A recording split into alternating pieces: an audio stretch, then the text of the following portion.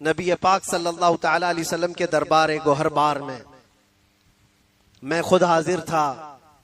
کچھ سالوں پہلے کی بات ہے. رمضان میں افطاری کا وقت ہو رہا تھا. ارادہ ایسا تھا کہ حضور کی جالیوں کے پاس قدموں میں بیٹھ کر افطاری کروں، لیکن لیٹ ہو گیا.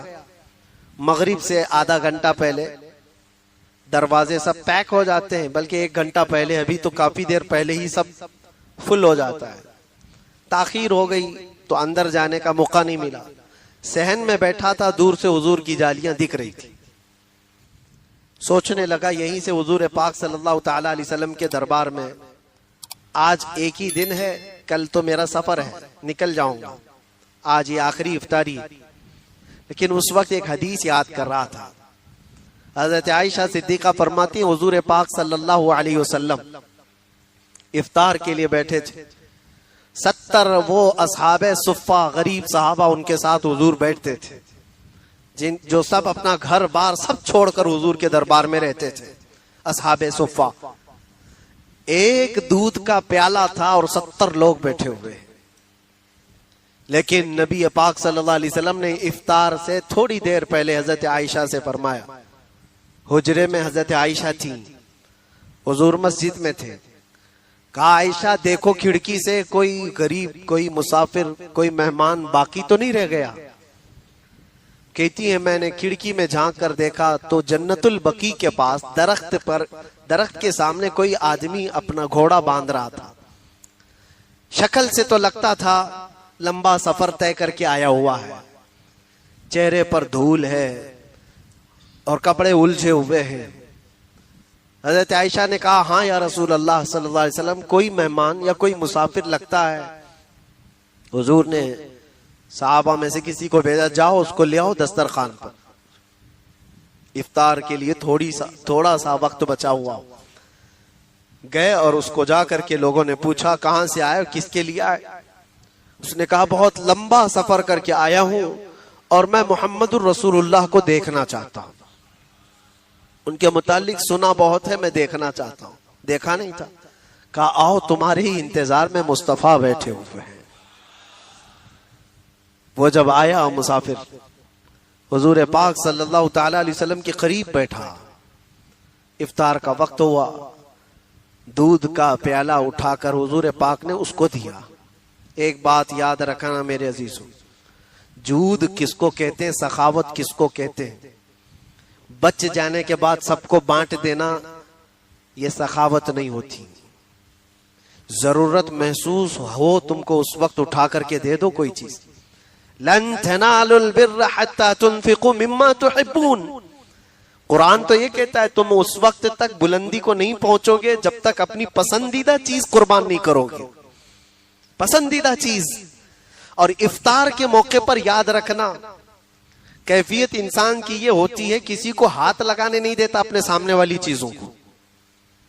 کھجور پڑی ہو، تربوز پڑا ہو، فروٹ ہو، سب جمع کر کے میرے پاس رکھے. کوئی نیا آیا ادھر کھسکانے لگا تو غصہ ہو جائے، بھائی تم اپنا دیکھو ادھر سے کیوں نکال رہے ہو. تھوڑی دیر کے لیے ہوتا ہے کیونکہ بھوک شدت کی ہے، کھاتا تو پورا نہیں ہے. اور جب پیٹ بھر جاتا ہے تو ادھر ادھر کھسکا دے گا، بھائی جس کو چاہیے کھا لو. بعد میں سب کو تقسیم کرتے ہیں، ایسا لگتا ہے بہت سخاوت ہے صاحب کی. جب تمہاری بھوک شدت کی ہو، پیاس شدت کی ہو اور اس وقت تم اٹھا کر کے دے دو تو پھر پتا چلے.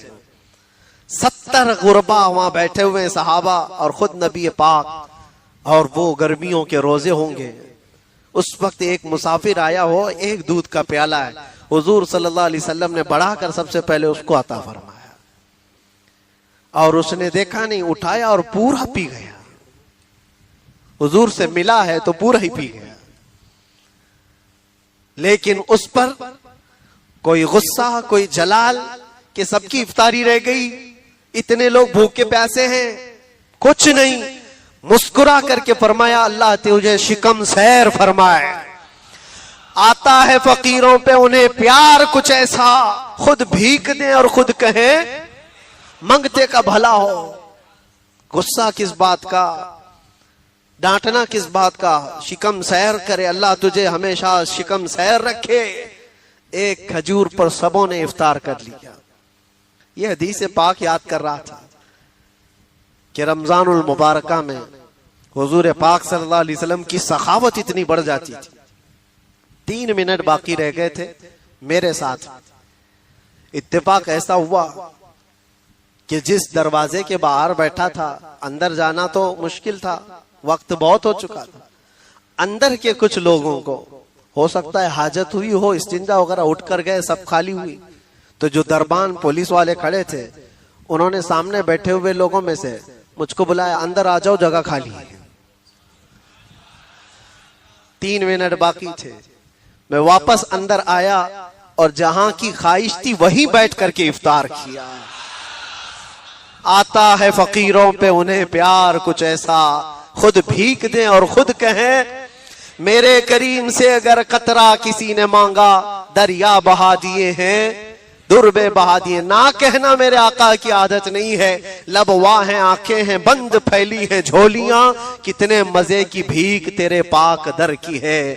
میرے عزیزو، حضور اکرم صلی اللہ تعالی علیہ وسلم کی سخاوت عظمیٰ کا یہ حال ہے، لیکن امت کو آپ نے یہ تلقین فرمائی جب رمضان آ جائے تو اپنے ہاتھوں کو کشادہ کر دو، اپنی جھولیوں کو کشادہ کر دو، لوگوں کو ڈھونڈ ڈھونڈ کر کے خیرات کرو، ان کے گھروں پر وہ دیکھو کہ وہ ساری آسائشیں ہیں یا نہیں جو تمہارے گھر میں موجود ہیں۔ آج تمہیں احساس کا یہ جذبہ بیدار کرنے کے لیے رمضان تمہارے پاس آیا ہے۔ دن بھر کی بھوک اور پیاس کے بعد تمہیں یہ احساس ہو کہ جو لوگ سال بھر بھوکے اور پیاسے رہتے ہوں وہ کس طرح برداشت کرتے ہیں، کیسے ہوتے ہیں ان کے حالات۔ میرے عزیزو، خاص طور پر ایک بات یاد رکھو، رمضان المبارکہ میں نعمتیں رب تبارک و تعالیٰ جو کھلا رہا ہے، اتنی نعمتیں آ جاتی ہیں کہ کچھ لوگوں کو چربی بھی چڑھ جاتی ہے۔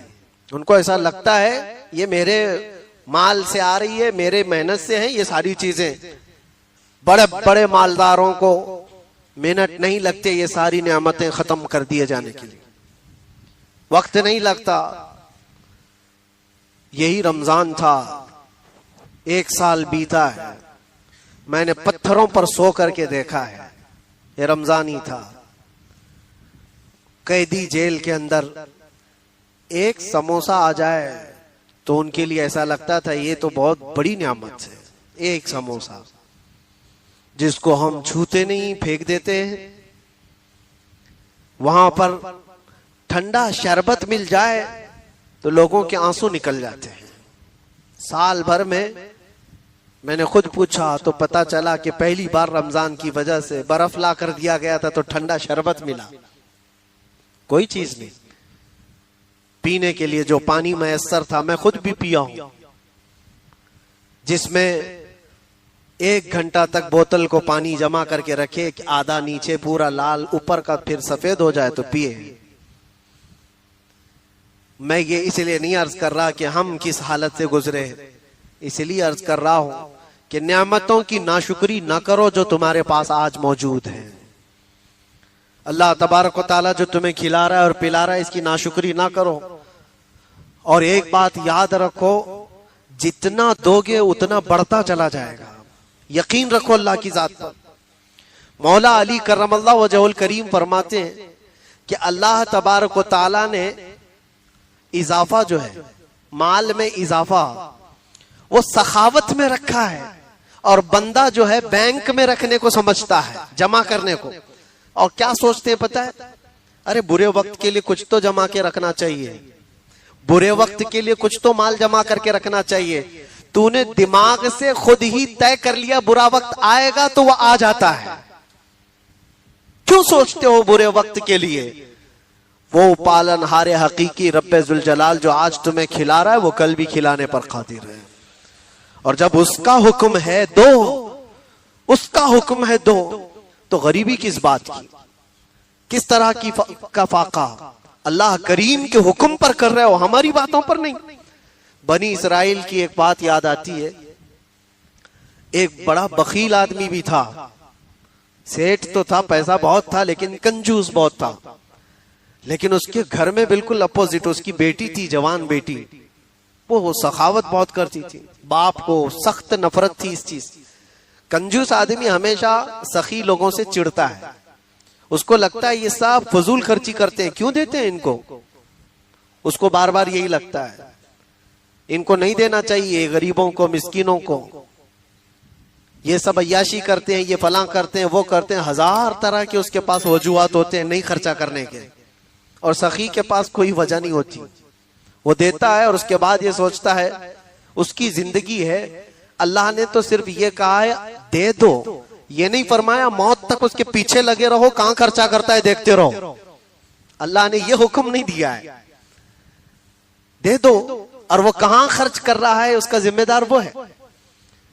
بنی اسرائیل کی وہ لڑکی خیرات کر دیتی تھی، ایک بار ایسا ہوا کہ اس کا باپ مال کو بہت محفوظ جگہ پر جمع کر کے رکھتا تھا، ایک دن وہ اپنے مال کو محفوظ جگہ بند کرنا بھول گیا اور گھر میں سخی بیٹھی ہوئی تھی، اتفاق سے اس دن کوئی فقیر آیا، وہ جمع کیا ہوا جتنا تھا اٹھا کر کے اس نے دے دیا، باپ کی تو موت کے برابر تھا، وہ ایک پھوڑی کوئی کوڑی دینا نہیں چاہتا تھا، پھوٹی کوڑی، اور یہ اس کی بیٹی پورا اٹھا کر کے دے دی، اتنا غصہ آیا اس کے باپ، آیا اور آ کر کے اس نے تیز ایک تلوار لے کر اس کا ہاتھ ہی کاٹ دیا، اپنی بیٹی کا ہاتھ کاٹ دیا۔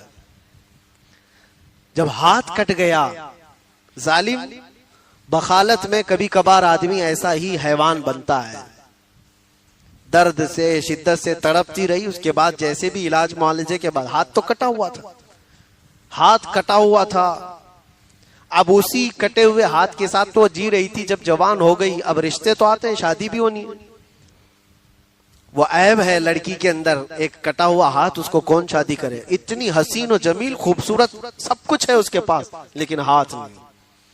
اتفاق ایسا تھا کہ ایک بہت بڑا شہزادہ تھا، اس کو یہ پسند آ گئی، بڑا مالدار بھی تھا، اور اس نے کہا کہ میں اس خاتون سے شادی کروں گا۔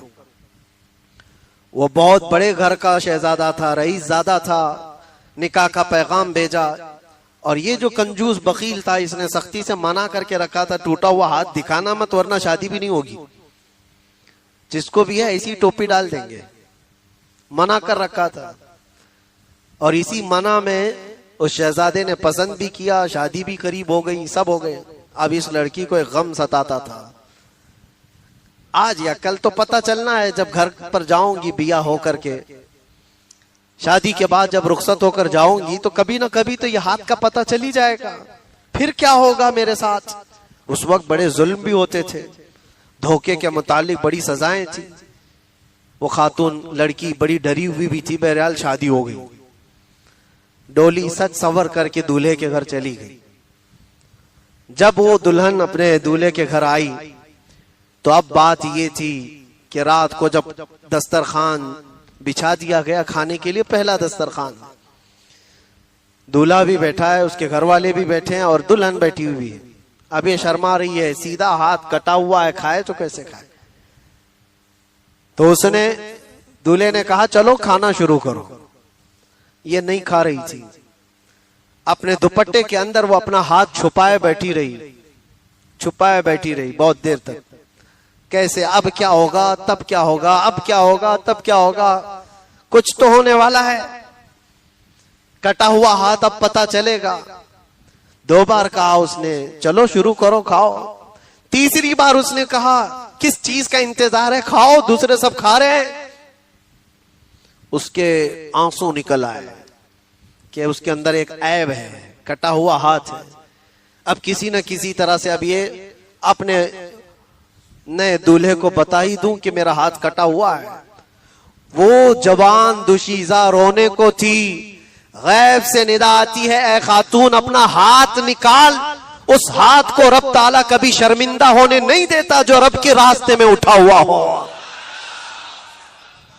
اس نے دوپٹے سے ہاتھ نکالا تو اس کا ہاتھ صحیح سلامت موجود تھا، ہاتھ سلامت موجود تھا، اور رب تبارک و تعالیٰ شرمندہ ہونے نہیں دیتا اس ہاتھ کو جو بارگاہ رب العزت میں خرچہ کیا ہوا۔ جب وہ مولا دنیا میں ذلیل ہونے سے بچا لیتا ہے تو پھر آخرت تو آخرت ہے۔ رب تبارک و تعالی حفاظت فرمائے گا. اس لیے آج امت کو جن چیزوں کی ضرورت ہے اس کے لیے جو مال جمع کر کے رکھتے ہیں وہ بھی وہی سن لیں. قرآن کہتا ہے والذین یکنزون الذهب والفضة ولا ينفقونها في سبيل الله فبشرهم بعذاب أليم.